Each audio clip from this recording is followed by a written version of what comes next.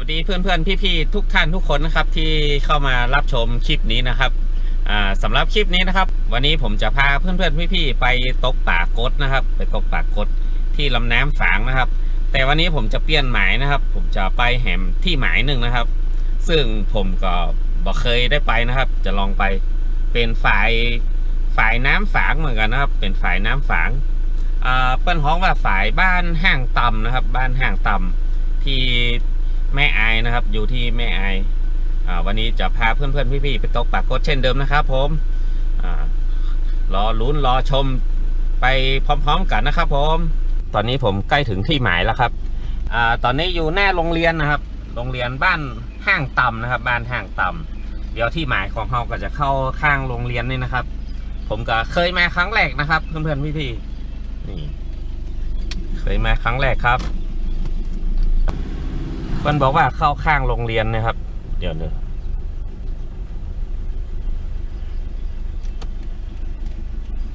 ไอ้ฝ่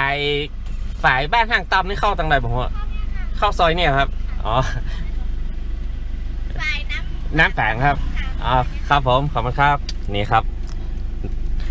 ถามทางเพื่อนมานะครับบอกเคยมาครับ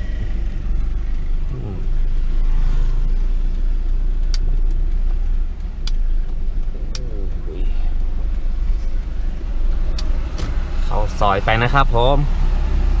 โอ้โหเข้าไปไกลก็เหมือนกันนะครับบอกเคยมาโอ้แต่ทุ่งนาเขียวเข้าเริ่มเขียวแล้วนะครับผม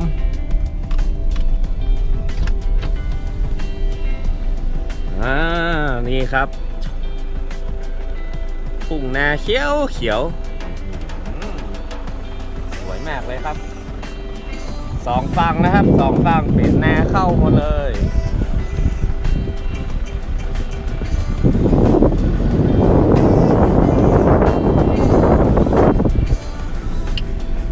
อันนี้แหมฟังเลยนะครับ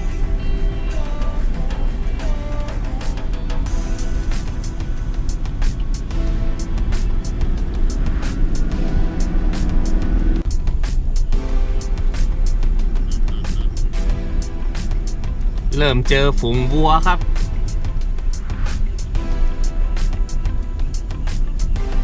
โอ้หลายตัวเลย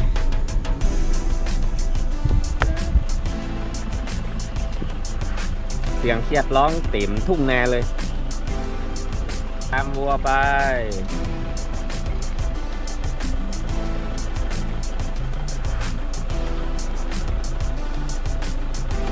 อากาศดีขนาดครับสุดยอดน่าจะใกล้ถึงแล้วนะครับน่าจะใกล้ถึงแล้ว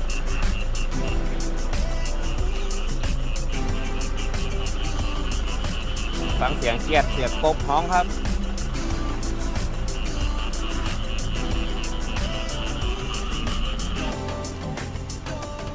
วัวเยอะแยะเลยครับวัวตัวใหญ่ๆ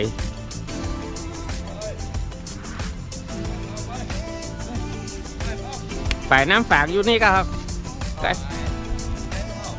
โอ้ไปไหนไปทำครับอ๋อไปทำไก่ปะบักไก่แล้วกันอ๋อครับผมมันซอจอมเบ็ดมันสาดดีปังไว้นี่ก็ให้มีเหมือนกันเนี่ยมีอยู่ครับปลากดนะครับขับรถไปแหมนิดเดียวครับจะถึงที่หมายแล้วครับผมเดี๋ยวเจอกันที่หมายเลยครับผมตอนนี้ผมเข้ามาถึงฝายเรียบร้อยแล้วครับนี่ครับสภาพหมายนะครับผมเคยมาครั้งแรกนะครับเดี๋ยวขอเตรียมอุปกรณ์ก่อนนะครับผมเดี๋ยวขนเบ็ดขนอุปกรณ์ลงรถก่อนครับผมตอนนี้เบ็ดลงแล้วนะครับ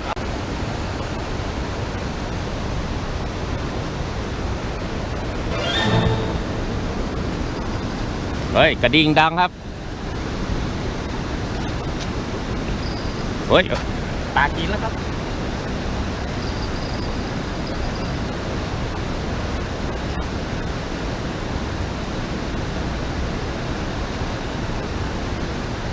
ติดแล้วครับ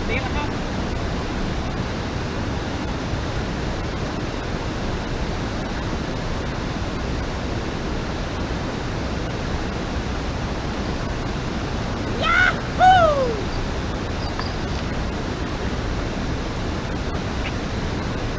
แล้วครับปลามานตัวแรกครับนี่ยังลงเบ็ดมาหมดเลยนะครับยังลงเบ็ดมาหมดเลยโอ้ไซส์งามครับโอ้ยโอ้ย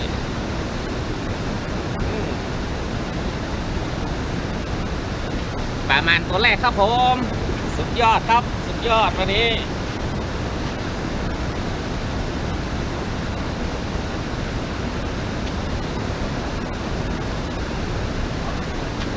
กินเมยจะแตะเลยวันนี้ยังเตรียมของมาหมดกันเลยครับผมปลามานตัวแรกได้แล้วนะครับปลาปามแล้วครับวันนี้สุดยอดเตรียมเบ็ดยังหมดเลยครับผมตอนนี้ลงเบ็ดไป3 หลังนะครับลงเบ็ดไป3 หลังนะครับรอลุ้นนะครับรอลุ้น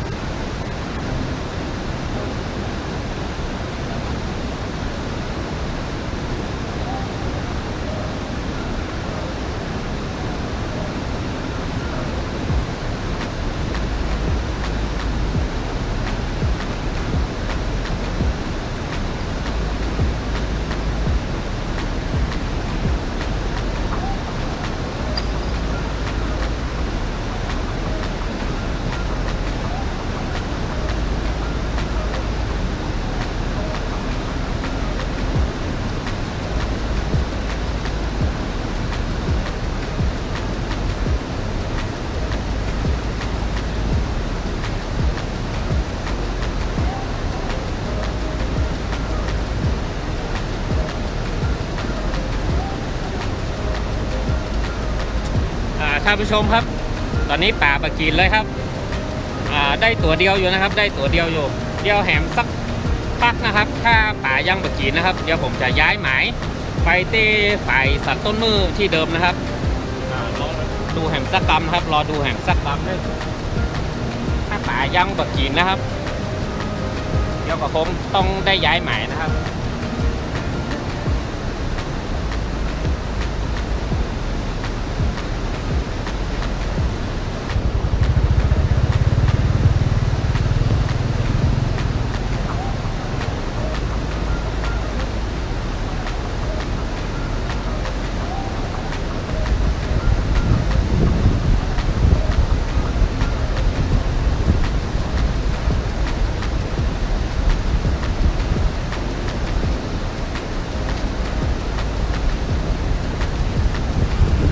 ตอนนี้ก็มีนักตกป่านะครับคนไปตกป่า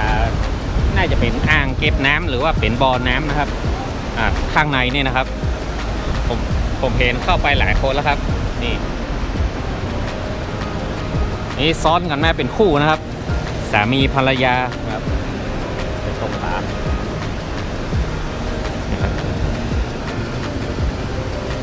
จำเบ็ดก็นายนี่มันเป็นนองอะอ๋อ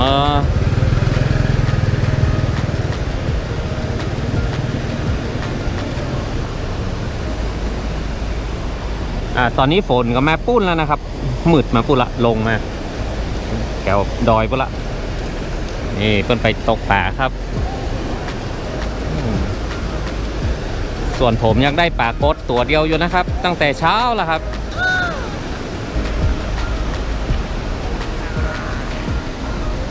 พี่ๆเพื่อนๆครับตอนนี้ผมจะย้ายหมายแล้วนะครับจะย้ายหมายไปฝ่ายสัตว์ต้นมือนะครับป่าปะกินนะครับสวัสดีครับผมตอนนี้ผมได้ย้ายมาอยู่ที่ฝ่ายสัตว์ต้นมือนะครับตอนนี้ผมได้ย้ายมาอยู่ที่ฝ่ายสัตว์ต้นมือแล้วนะครับตอนนี้เตรียมของเซตเรียบร้อยครับเดี๋ยวก็จะเอาเบสลงนะครับเพื่อนๆรอลุ้นไปพร้อมๆกันนะครับว่าวันนี้ผมจะได้ตัวป่าหรือไม่นะครับขอเบสลงก่อนนะครับผม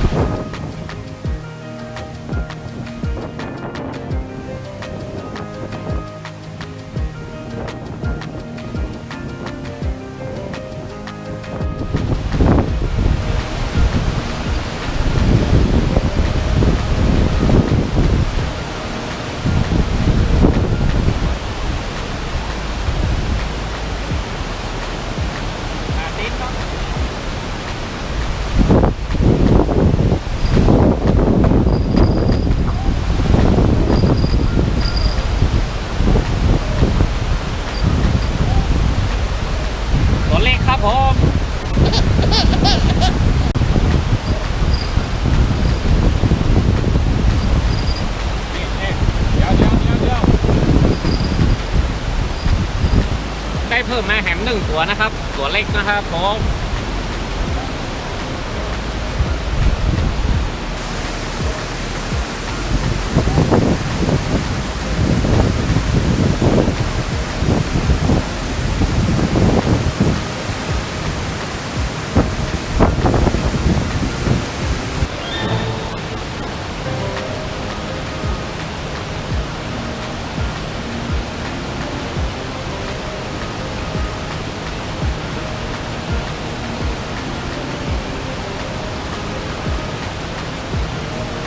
ได้ปลาขาวมาแหม1 ตัวครับผม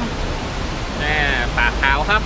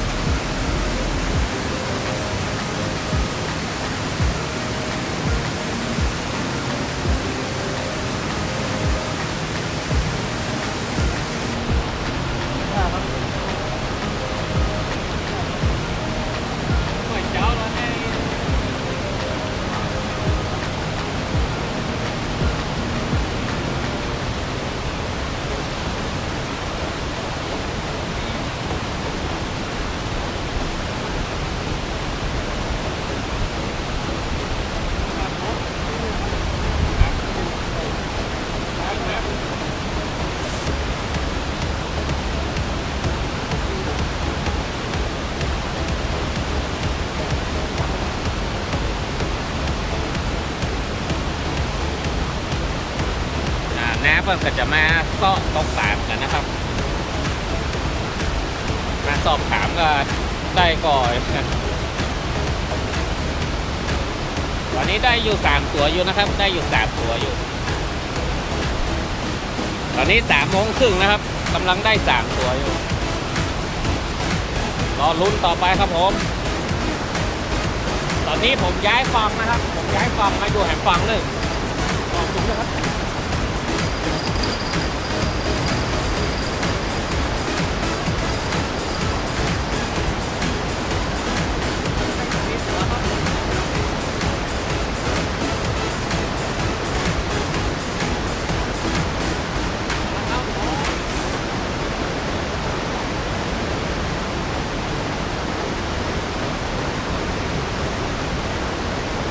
นี่ครับกำลังย้ายมานะครับกำลังย้ายมาแหมฝั่งหนึ่งนะครับลงไปแป๊บเดียวนะครับได้ตัวแล้วครับผมสามารถเริ่มมาแล้วครับสายงามๆเห็นแล้วครับผม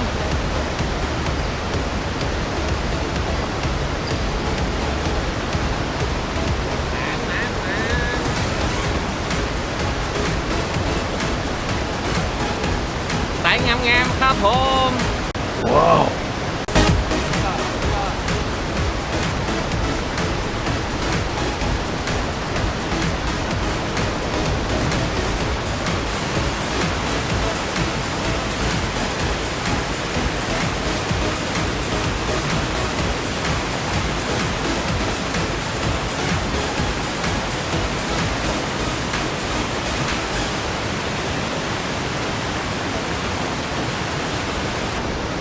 ลุ้นกันต่อนะครับเพื่อนๆ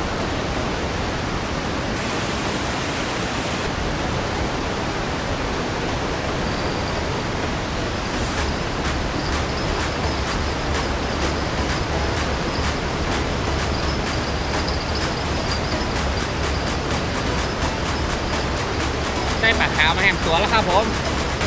ปลาขาว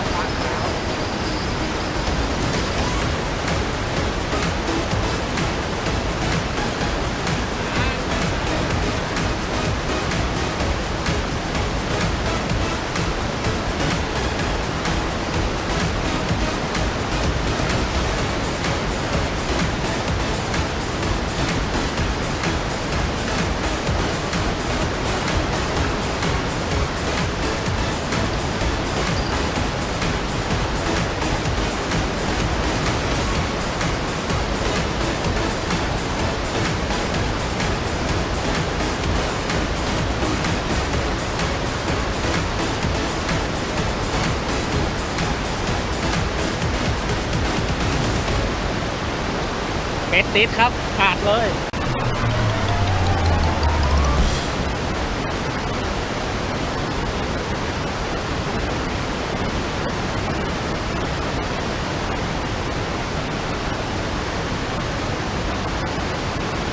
กดเก็บเลยดีกว่าครับมาลงแล้วนะครับ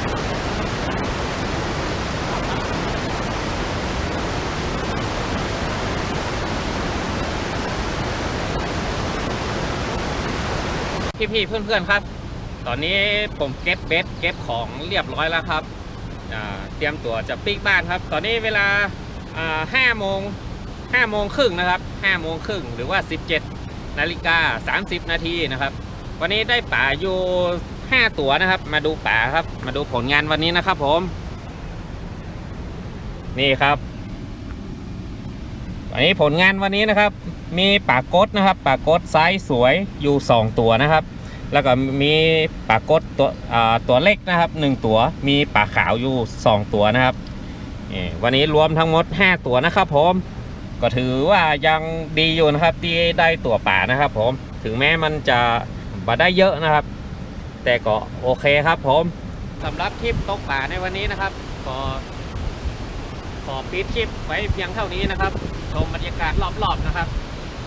ที่ฝ่ายสันต้นมือนะครับที่ฝ่ายสันต้นมืออำเภอแม่อายนะครับอากาศกำลังดีเลยครับผมนะครับ360 องศาเลยยอด